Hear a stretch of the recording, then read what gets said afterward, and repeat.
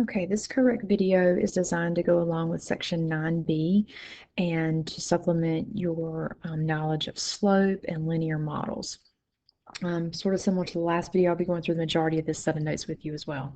We start here at the top of the notes with the slope formula, and the slope formula is used when you're given 2 points, ordered pairs, and ordered pairs, remember, are always x comma y, and so we just put these subscripts here as ones and twos, just indicating that this is the first order pair and this is the second order pair. Hopefully you recall the formula for slope, but if you don't, this is something that you do need to memorize. With Unit 3, it's the first unit and only unit that you will not be given a formula sheet for. So the formula for slope, and the abbreviation for slope in mathematics is the lowercase m, and the formula is y2 minus y1 over x2 minus x1. You will always use that formula. So here in example 1, I'm going to run through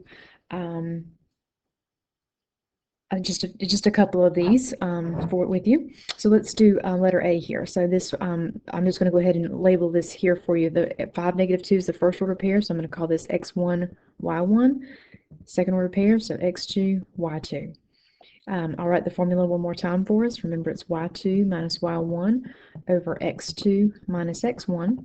Now we just substitute in these values. So y sub 2 is 9 minus y sub 1, negative 2, over x sub 2 is 60 minus 5. Up top, two negatives side by side turn into a positive, so 9 plus 2, 11.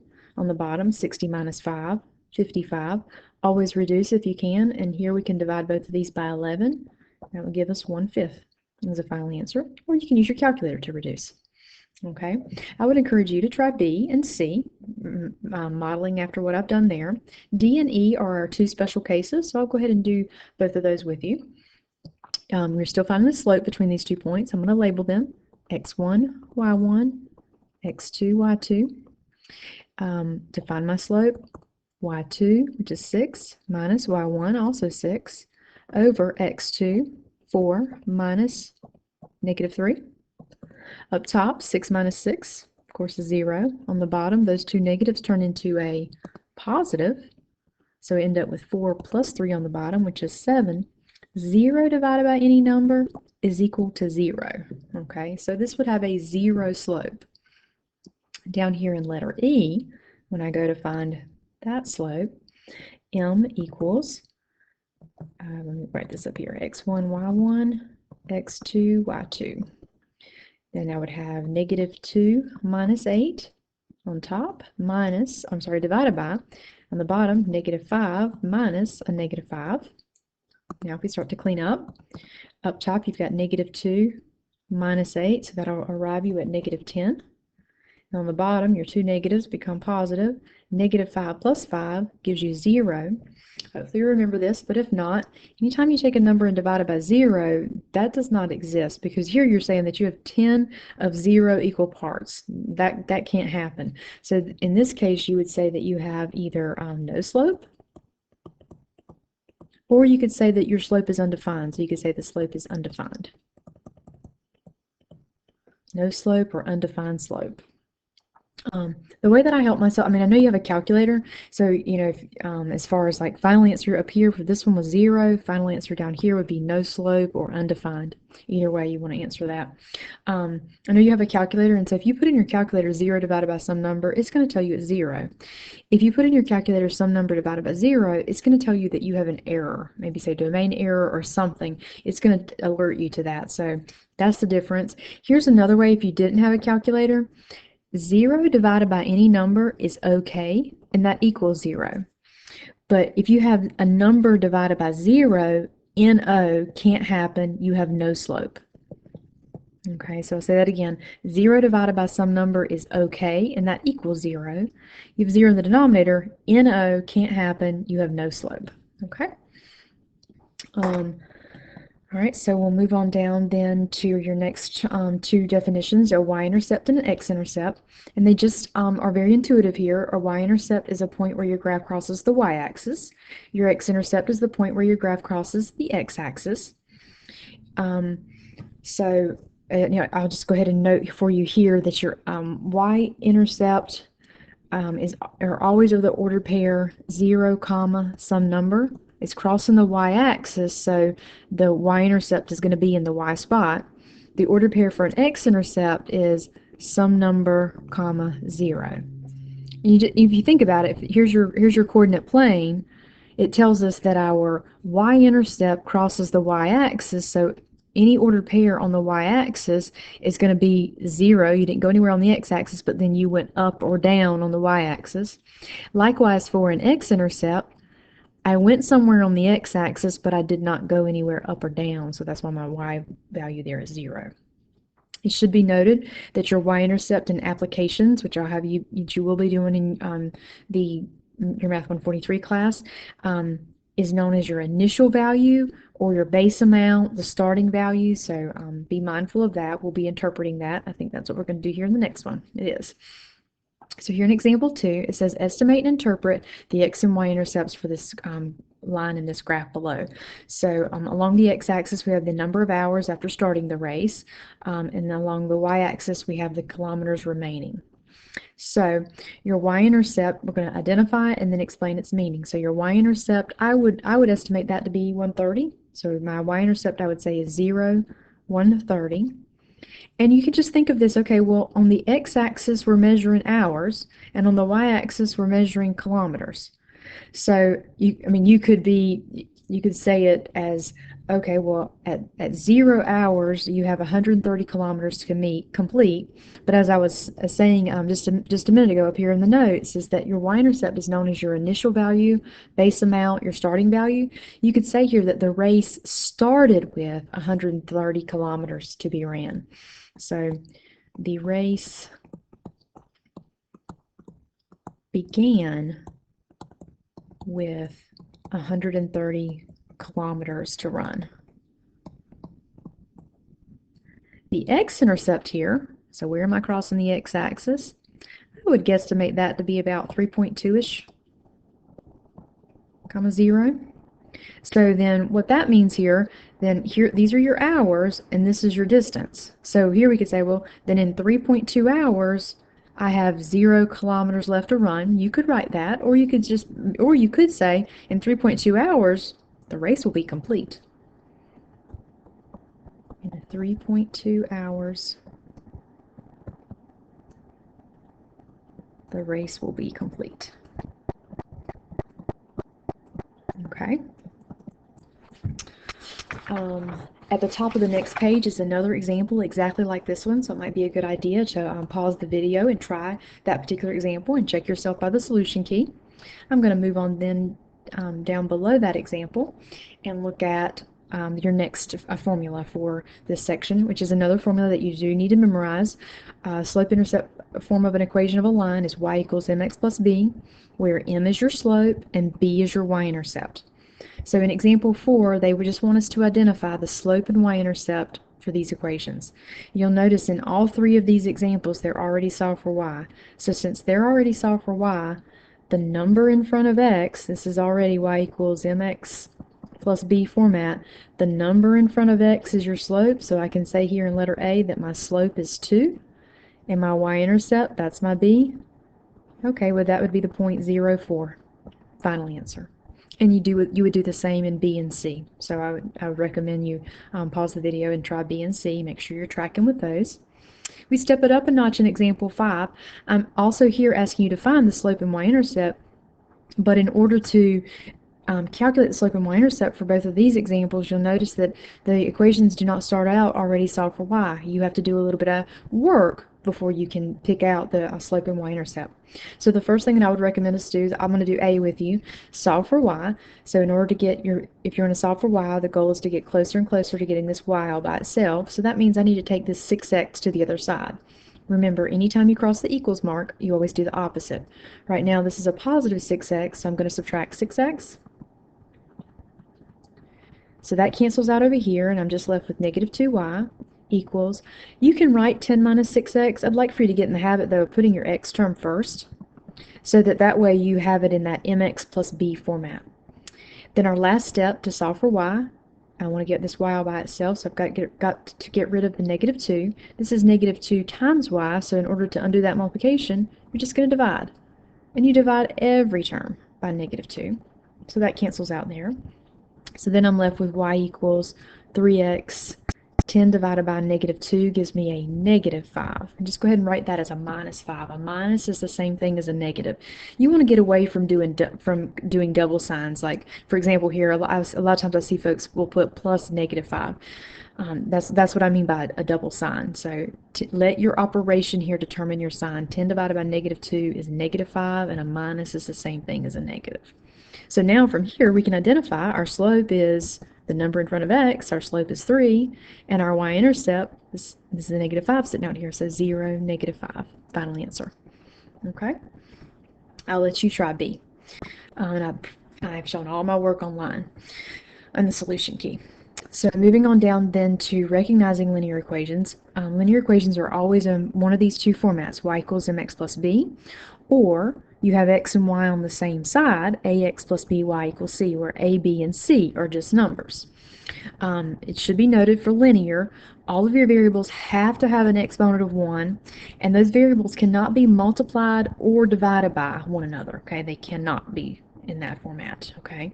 If they fail to meet any of that criteria, then they are not considered to be linear. They would be nonlinear. So if we flip it over to the next page, at the top in example 6, it asks us to determine if these equations are linear or not. And so in this first equation, while it's not at the moment in the y equals mx plus b format, we could make it in that format, right? Because we could distribute that 2 through, right? So I'll just take a moment to do that just so you can see that. So if I did that, I'd have, okay, well, y plus 3 equals, if I distribute my 2, I would have 2x plus 10. Then I could do one more step, right? I could subtract my 3 from both sides, and I would have this in y equals mx plus b format, right? Y equals 2x plus 7. So this is definitely a linear equation. I'm just going to use L for linear. Letter B here, because you have an exponent that is not 1, it's higher than 1. If it's higher than 1, or if it's a negative exponent, that's a no-no for being linear. This would be considered nonlinear. Likewise, in letter C, I am dividing by a letter. That's not legal, so that is nonlinear. Okay, I'll let you try D, E, and F and check yourself by the solution key. Let's move on down then to your next topic to get us ready for the Math 143 class, and that is being sure that you can graph lines in slope-intercept form. If you already have an equation solved for y, then what we always tell you to do then is you always start on the y-axis at your y-intercept and put a point there. From there, you rise and run according to your slope. It should be noted that when you're rising and running, the signs matter. Positive rise moves up, a negative rise moves down, so hopefully it's very intuitive and makes sense. A positive run will go to the right, a negative run will go to the left. And then we'll just, I always like to do multiple points, and you'll see what I mean by that in these examples, and then connect the dots. So in example 7, they're asking us to graph each of these lines and using at least 3 points, and I believe in each of these we'll be able to do that. I'm going to show you even more actually. So in this first one, you have y equals 3/5 x minus 2. So I'm going to go ahead and before I graph, I'm going to identify my slope here would be 3/5. I think of my slope as a rise over a run, and my y-intercept then would be -2. Y-intercept, think of this B here as this is where you begin, okay? So begin on the y-axis at your y-intercept. So my very first point down here is going to be -2. And just so you know, these axes, I'm just counting by ones. Okay, so this is down here at -2. From that point, I'm rising and running. Both of these values are positive, so positive movement is up and to the right. So I'm going to go up 3 units, so up 1, 2, 3, and then 5 to the right. 1, 2, 3, 4, 5. Hopefully you can see my cursor. And then I go up 3, 1, 2, 3, up 1, 2, 3, and then over 1, 2, 3, 4, 5. Perfect. And then, so that's what I mean by going up multiple times like that. And then take your line as best you can and connect those 3 dots. This is a linear equation. They should always be straight lines. If you get a zigzagged equation, then you've misplotted a point, okay? I'll let you try B. Let's look at C. C is a little different in that it's not already solved for y. So the first thing I would need to do here is solve for y. To solve for y, pull that 2x to the other side, do the opposite, so subtract 2x. Cancels out over here, and I'm left with 3y equals negative 2x minus 6. Divide by 3. So I'm left with y equals negative 2/3 x. Negative 6 divided by 3 will give me a negative 2. So I'm going to identify here then, okay, my slope is negative 2/3, and my y-intercept is negative 2. So I'm going to start on the y-axis at negative 2. That's my first point. From that point, remember this is rise over run, so from that point, since my rise is negative, I'm going to be going down 2 units, and then my 3 on the bottom is positive, so I'm going to go to the right 3 units. 1, 2, 3. And there's my first point. Erase that little straight point there. Okay, down 2 more and 3 to the right. 1, 2, 3. Down 2 more and 1, 2, 3 to the right. Okay, as you know, as many of those as you can do, the better off you're going to be able to be in terms of getting a straight line. And then I will connect these dots. Not too bad for being freehand, like so. Okay. If you want, I'm going to go ahead actually and do letter D in the notes, but if you want to pause it and try it yourself first, then that's good. All right, I'm looking here at letter D. Likewise, I need to solve this for y first, so I'm going to have to pull that x to the other side. I'm left with negative 4y equals negative x plus 12. Last step to get this y by itself, divide by negative 4. Divide everything by negative 4. Cancels out over here. Leaves me with y equals, this is a negative divided by a negative, so that gives me a positive 1/4 x. And then the last part, 12 divided by negative 4 is negative 3. So now my slope is 1/4. My y-intercept is negative 3. So I'm going to start down here on the y-axis at negative 3. From that point, I'm going to go up 1 and 4 to the right. 2, 3, 4. Up 1, 1, 2, 3. Go too far. Up 1, 1, 2, 3, 4. There we are. And I think that's will be as far as I'll be able to go. And then I connect those 3 dots there for you. And that would be my final answer there. Okay. If you need some help with graphing, reach out to me. Let me know. All right, and then lastly, let's flip over to the last page. This is a common thing that you're going to definitely see in your Math 143 notes. Basically a problem that sort of talks you through all of the pieces here to analyze further a linear equation. So I'm going to go through this entire problem with you. Part A says show a slope triangle in the graph paper above. So what it is when I say show a slope triangle, you are picking 2 exact points. Like, for example, I wouldn't want to pick that point right there. I mean, it's a point on the line, but I'm having to guess, is that 1.2? Is it 1.3? Is it 1.25 for my x value?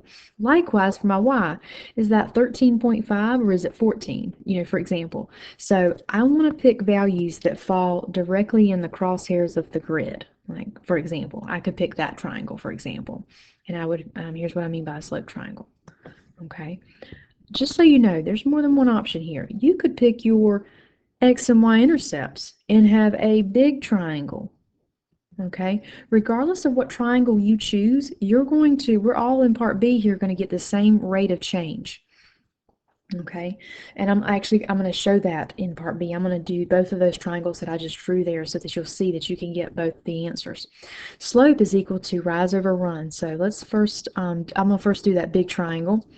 So if I do that big triangle, my slope is rise over run. Rise over run. It says use my slope triangle here to get the rate of change. So what I normally do then is I pick a point. So I'm going to start down here at my lower point down here at the bottom at the 4, and I'm going to rise until I get in line with that other point. But watch your scale. you're rising by 5 units. So you're rising 5, 10, 15, 20.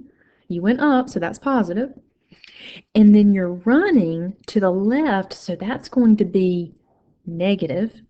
And you're running, and you notice that your scale down here, you're running in units of 1. So you're running 1, 2, 3, 4 units. And then, of course, here, then 20 divided by -4 would give you -5. Okay. It should be noted that so this would be, you could think of this as -5/1, okay, for example. And you're on your y, because remember, rise over run, this is the change in your y over the change in your x, because rise, you're measuring the going up and down, so that's your y-axis. Run, you're measuring, got an extra e down there. Run, you're measuring your x-axis, so you're going left or right there. On your y-axis, my point is that the y-axis is measured in thousands. So really this is -5,000 over 1, okay?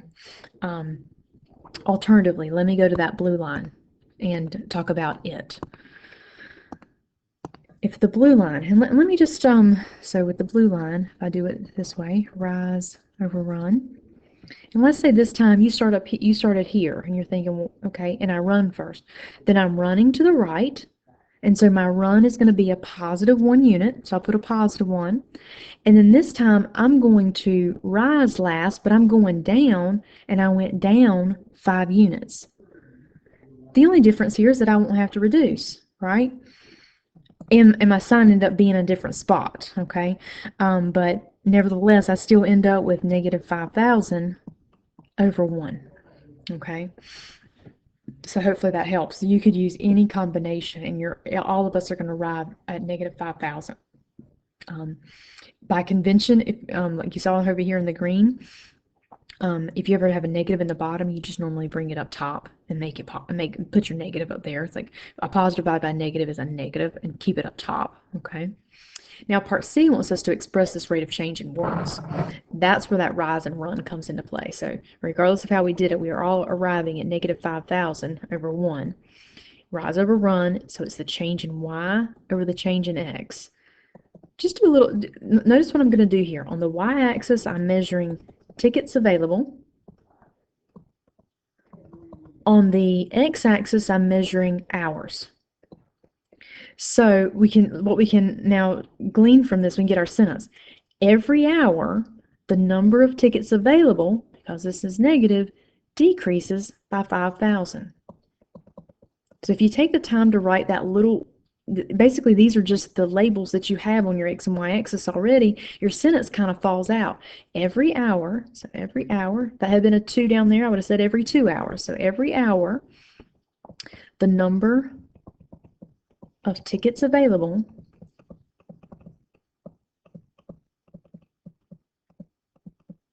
decreases, because our 5,000 is negative, decreases by 5,000.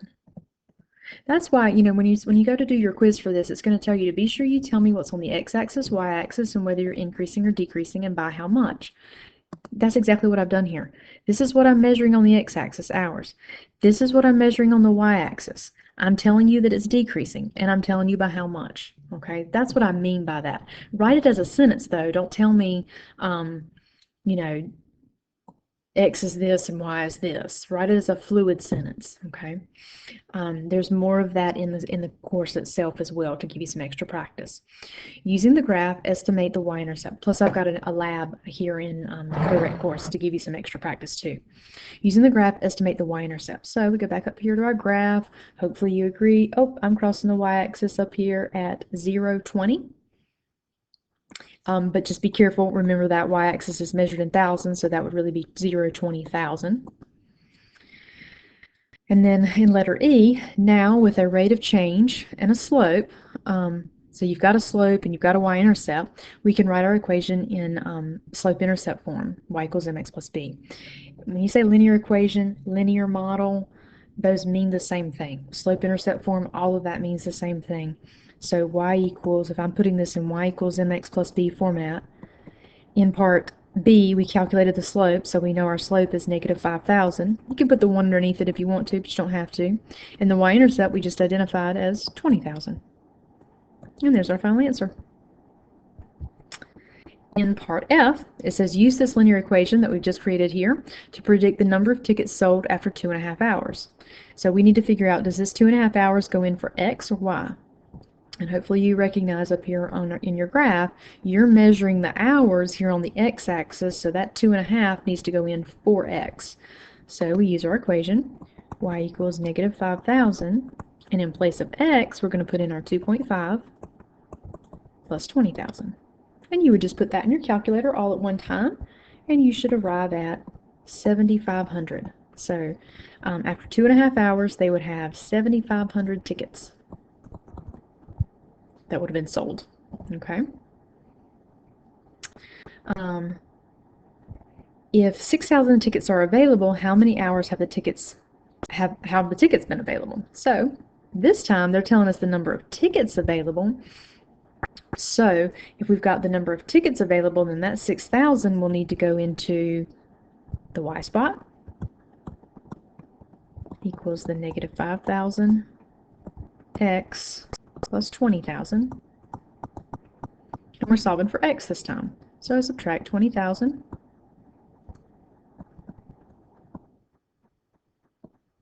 That'll give me a negative 14,000 equals a negative 5,000x. Divide by negative 5,000.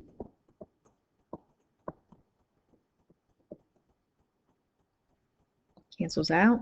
X equals. And you do that. It's not a perfect number. We'll just do nearest tenths place. I'm getting 2.8 hours. And it might have been perfect, actually.